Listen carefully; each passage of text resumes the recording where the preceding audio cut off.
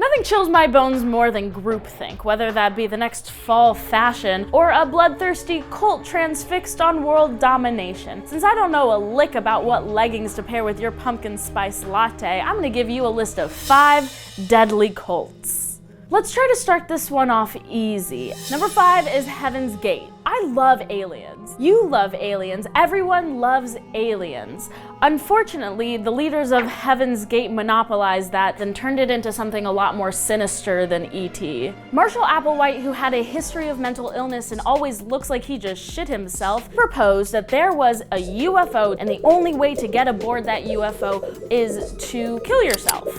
The devotees put on their matching Nikes and drank a truly disgusting mix of vodka and poison, and guess what? Didn't meet any damn aliens. Never trust a man giving out free Nikes. I promise there's always a catch.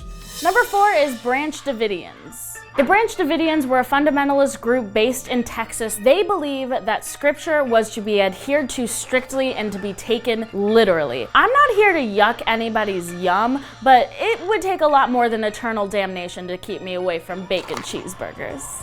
This spooky group was led by Creep Master General David Koresh, who is basically just the human incarnation of this sound.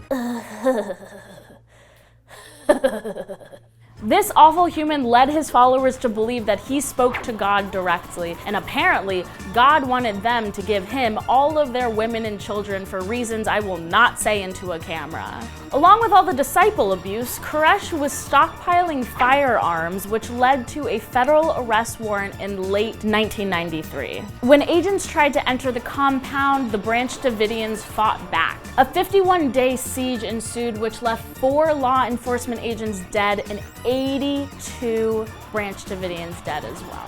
Number 3, the Manson family.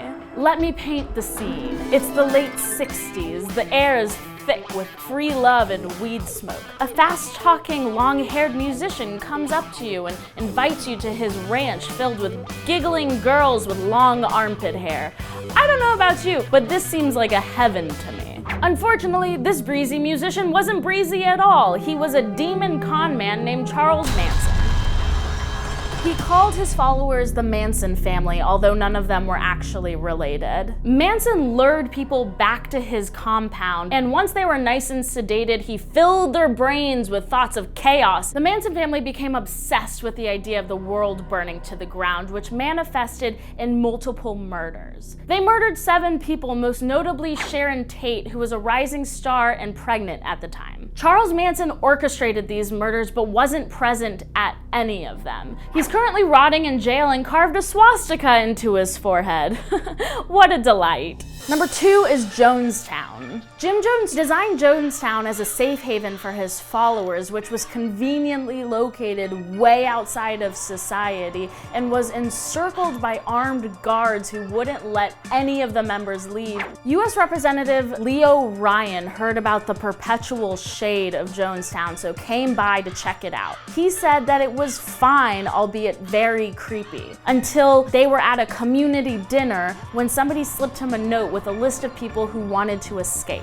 Leo Ryan managed to get the people who wanted to escape onto a truck en route to the airport, but they were gunned down at the tarmac by members of Jonestown. 5 of them were murdered, including Leo Ryan, and the rest were terribly wounded. On the heels of this attack, Jones spoke to his congregation and said that the government was trying to kill their babies. He proposed a mass suicide. They drank a lethal mix of Kool-Aid and cyanide and Valium, which, by the way, is where the term "drink the Kool-Aid" comes from, which is super morbid. The death toll came to 912, 276 of whom being children. Seems like a weird way to save your babies, but I'm not here to judge, I guess. Number 1 is Scientology. Scientology is a religion?